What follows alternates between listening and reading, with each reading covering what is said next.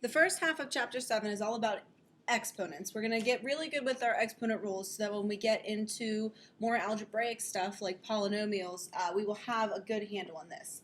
So you guys already did the introduction to chapter 7. You learned about these first two rules, but I want to make sure everybody is fully clear on them.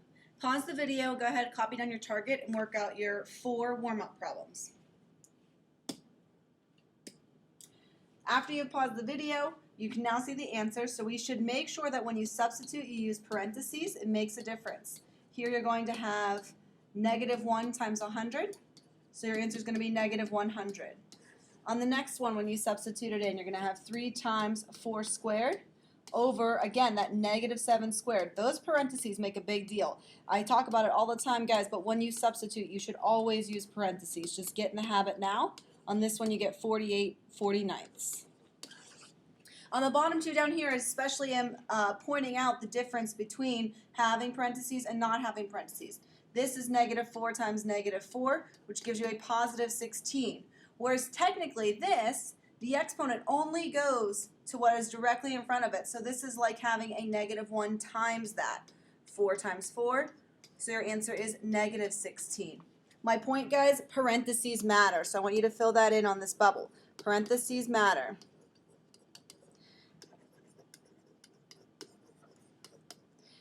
So, guys, make sure you are using them when you substitute.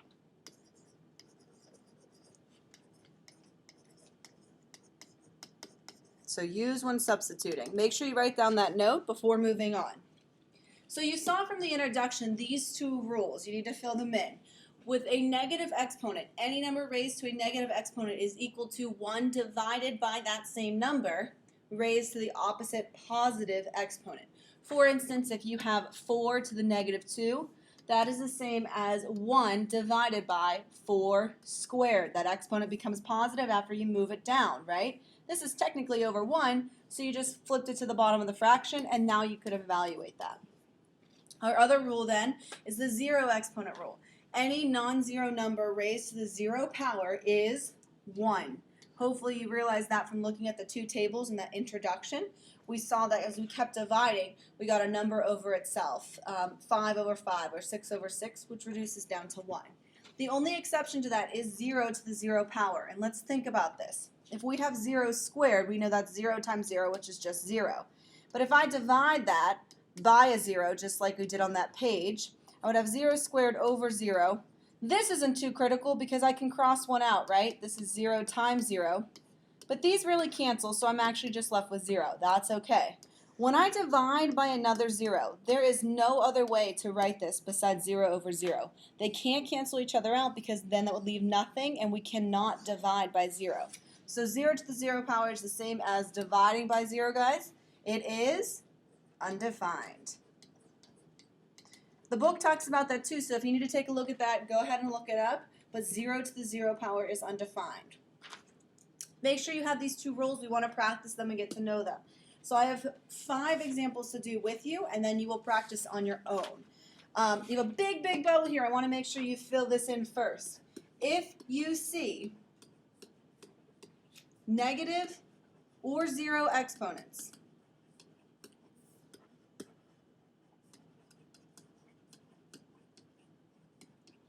in the expression,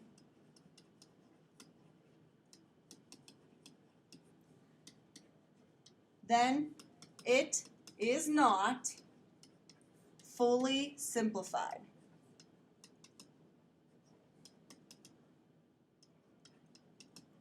Okay, so if you see 0 or negative exponents in the expression, it is not fully simplified. Even if you have an expression with variables and you can't solve it down, you never leave a negative or 0 exponent in your answer.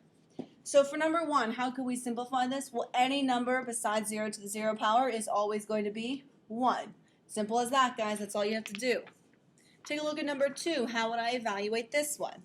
Keep in mind that your exponent only goes to what is directly in front of it. Is the -4 being cubed, or is just the 4 being cubed? It's just the 4. So pull that -1 out if you want to and multiply it by the 4 to the -3rd.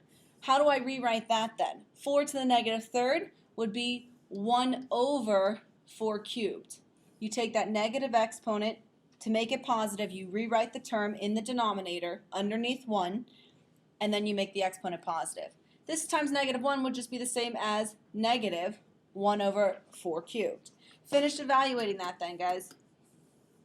We can have negative 1 over 4 times 4 times 4, which gives you a negative 1/64. That is as far as you can go, so take it all the way.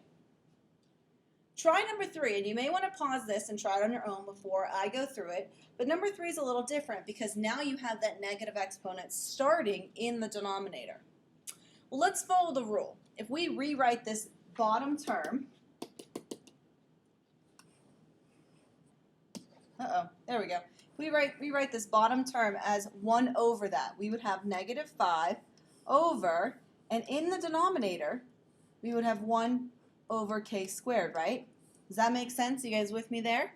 We can see that the negative exponent would push it underneath 1, but now we have a fraction in a fraction. How do I take a number divided by a fraction? Well, that would lead you to keep switch flip, right? So I would keep the numerator, it would just be negative 5. I would switch the division to multiplication, and then I would flip this fraction. 1 over k squared would become k squared over 1. I can multiply that easy enough. I get negative 5k squared. Maybe you see a shortcut from this step to here. Instead of having to write it underneath a fraction, what could we say that negative exponent does? Here, this was like negative 4 to the negative third over 1, and we wrote it, oh, not a negative 1, excuse me, just negative 4 cubed over 1, and we wrote it underneath 1 to get rid of the negative exponent. Now this one, the negative exponent started in the denominator. Where did it end, guys?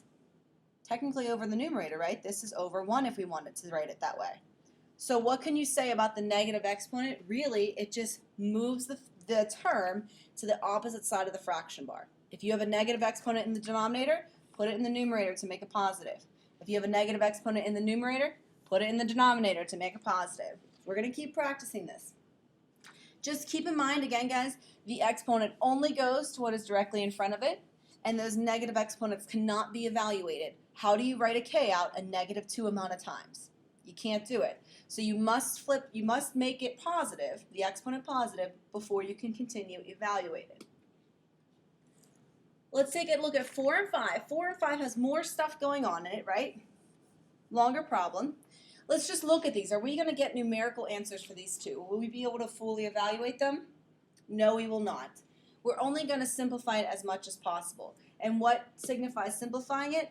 Not leaving negative or 0 exponents in your answer, right? Not leaving negative or 0 exponents. That's what we want to get rid of. So take a look at the first one, and I would go through and try to just go one term at a time. Start with this a to the 0 power. Well, a to the 0 power is 1, so write that down. Then move on to the b to the negative 2. B to the negative 2, we cannot evaluate as a negative exponent, so we need to make it positive. That makes it become 1 over b squared, and now it's positive. The exponent is positive, that's good. Move down to the c.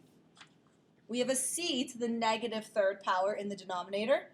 That would technically be a fraction in a fraction, but then we would keep switch flip. Where is that c going to end up? If you need to, go through the process. If you remember from example 3, if the negative exponent starts in the denominator, it's going to end up in the numerator. And the last term then, the d to the 6th. D to the 6th, guys, is it negative exponent? No, it is not, so you can just leave it where it is. Last thing, we don't really need this 1 now that we have something in the numerator, so we have c cubed over b squared d to the 6th. That's as far as you can take it, guys. Try number 5. When you do these problems, I would go one term at a time. I would, though, look at the numbers first. 2 divided by 3. Can you reduce that or simplify that at all? 2 divided by 3? No, so just leave them where they are. Then go on to the next term. This f to the negative 4. We can't evaluate something with a negative exponent, but we learned it means it is the reciprocal. It flips down to the bottom, so we would have f to the positive 4 now. What about this g to the negative third? Same thing. To make it a positive exponent, you would put it down in the denominator. What about this h to the fifth? Well, h to the fifth isn't a negative exponent or a zero exponent, so it can stay right where it is. And the last thing we have left here, the j to the negative eighth. Again, a negative exponent is going to put it on the opposite side of the fraction bar. So it would be j to the eighth up here. Now it is positive. You always want to take a look at the end and see if there's anything you could cancel out, but we can't reduce 2/3, and there's only one term of a j, f, g, and h, so that's as far as you can take it. I hope this helped you out. Now you're going to move on to the quick check after this. There's work on the rest of your, there's room on the rest of your note guide for you to show that work. So please go through that. First, you will submit your answers on Blended Schools, but your work will be on your note guide. Thank you.